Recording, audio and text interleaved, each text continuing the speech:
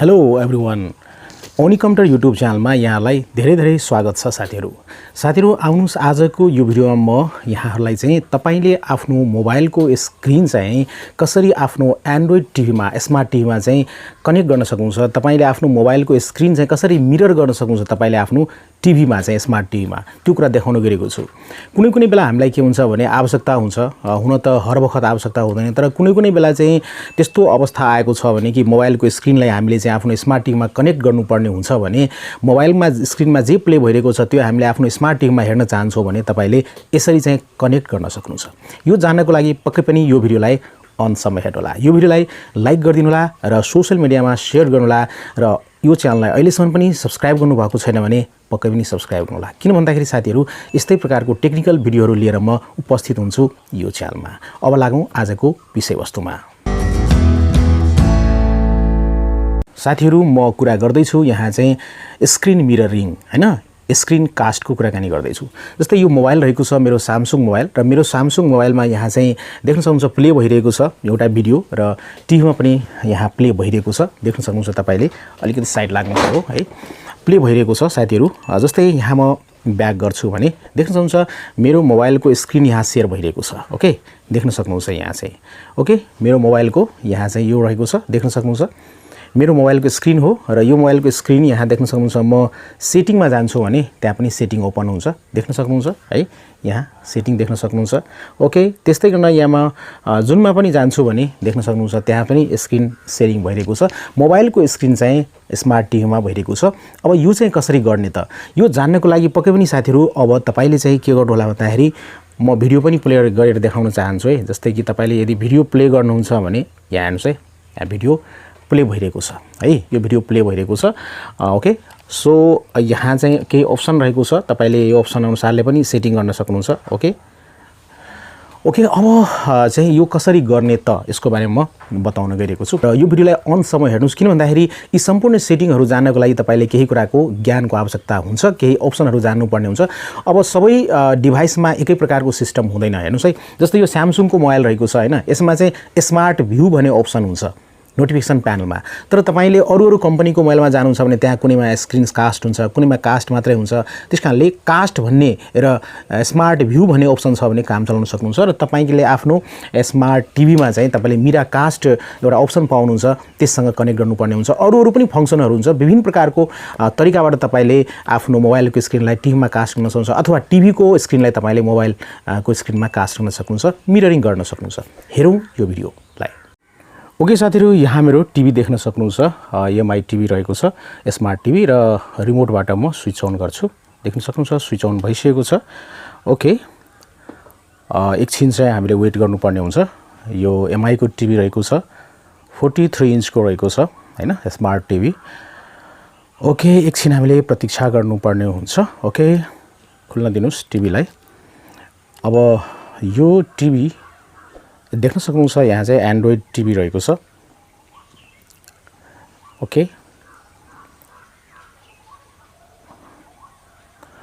टिभीलाई open गरिसकेपछि अब तपाईले यहाँ देख्न सक्नुहुन्छ यहाँ चाहिँ तपाईले देख्न सक्नुहुन्छ मासितिर जानु होला म सेटिङमा जान्छु है सेटिङमा गएर अब तपाईले देख्न सक्नुहुन्छ यहाँ चाहिँ नेटवर्क इन्टरनेट चाहिँ कनेक्टेड रहेको छ है इन्टरनेटको आवश्यकता पर्दैन जस्तै कनेक्टेड रहेको छ यहाँ हैन ओके यहाँ कनेक्टेड रहेको छ म यहाँ इन्टरनेट अफ गर्दिन्छु ओके म ब्याक गर्छु र इन्टरनेट म यहाँ अफ गर्दिन्छु देख्नुहुन्छ ओके देख्न सक्नुहुन्छ साथीहरु वाइफाई हैज नो एक्सेस हैन देख्न सक्नुहुन्छ यहाँ चाहिँ अब यहाँ चाहिँ म देख्न सक्नुहुन्छ यहाँ चाहिँ वाइफाई लाई अफ गरेर वाइफाई लाई अन गरेर राख्नु होला है यो सेटिङलाई वाइफाई लाई चाहिँ तर यहाँ चाहिँ अब यो कनेक्टेड छैन देख्न सक्नुहुन्छ वाइफाई इज नोट कनेक्टेड हैन कनेक्ट गर्न भन्छ वाइफाई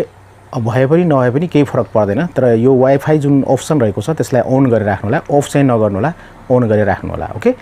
अब यति गरिसकेपछि अब सेटिङ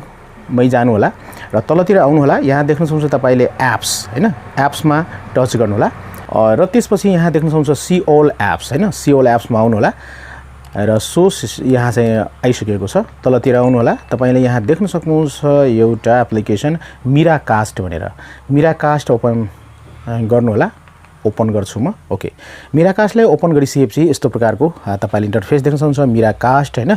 र wireless display you can cast any देख्न सक्नुहुन्छ Miracast compliant device to the TV हैन यहाँ Android TV waiting for connection भनेको छ अब यहाँ डेफिनिसन प्रायोरिटी देख्न सक्नुहुन्छ एउटा हैन माथिको रहेको छ तल फ्लुएन्सी प्रायोरिटी माथि नै राखौं अलिक क्लियर आउँछ राम्रो हुन्छ ओके अब चाहिँ म मोबाइलतिर गइरहेको छु साथीहरु जस्तै यहाँ देख्न सक्नुहुन्छ मसँग मोबाइल रहेको छ स्यामसङको मोबाइल रहेको छ देख्न सक्नुहुन्छ यहाँ चाहिँ ओके स्यामसङको मोबाइल रहेको छ अब यहाँ चाहिँ तपाईले के गर्नु होला भन्दाखेरि यहाँ चाहिँ देख्न सक्नुहुन्छ यहाँ पनि वाइफाई हेर्नुस् है वाइफाई छ कि छैन वाइफाई अन गर्छु भने वाइफाई अन गरेर राख्नु होला नगरे पनि हुन्छ कनेक्सन गर्ने बेला वाइफाई अन आफै भइहाल्छ अटोमेटिकली यहाँ देख्न सक्नुहुन्छ वाइफाई छ है वाइफाई छ हैन कनेक्टेड रहेको छ म यहाँ चाहिँ वाइफाई अफ गर्न गइरहेको छु है त ओके सो वाइफाई म अफ गर्छु देख्न सक्नुहुन्छ वाइफाई मैले अफ गर्दी है अब यहाँ चाहिँ अन गरेर फेरि यो अफ गरेर फेरि म अन गर्छु देख्न सक्नुहुन्छ अब अन गर्दाखेरि वाइफाई अहिले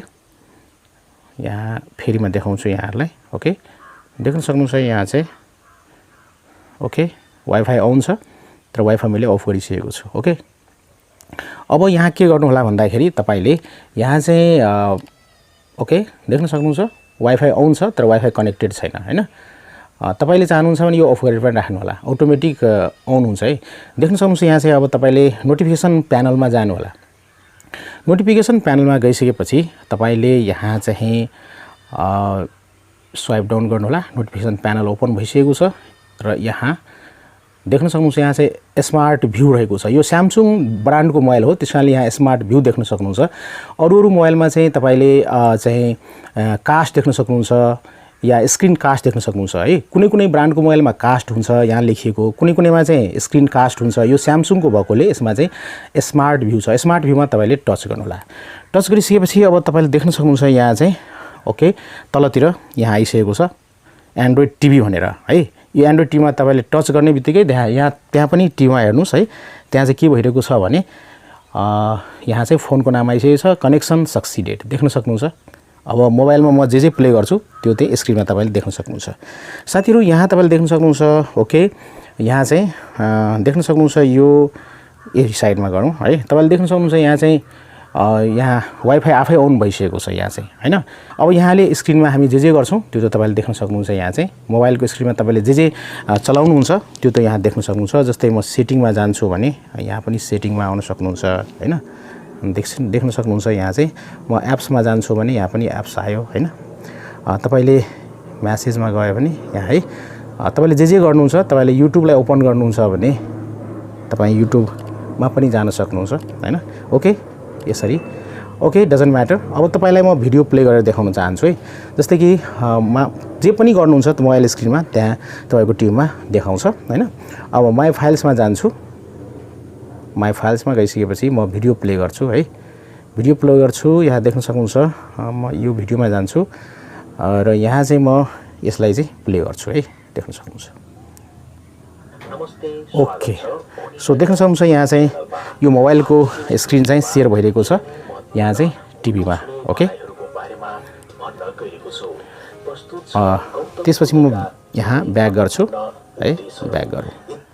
ओके यसरी चाहिँ तपाईले गर्न सक्नुहुन्छ जस्तै अर्को पनि देखाउन गएको छु प्ले गराएर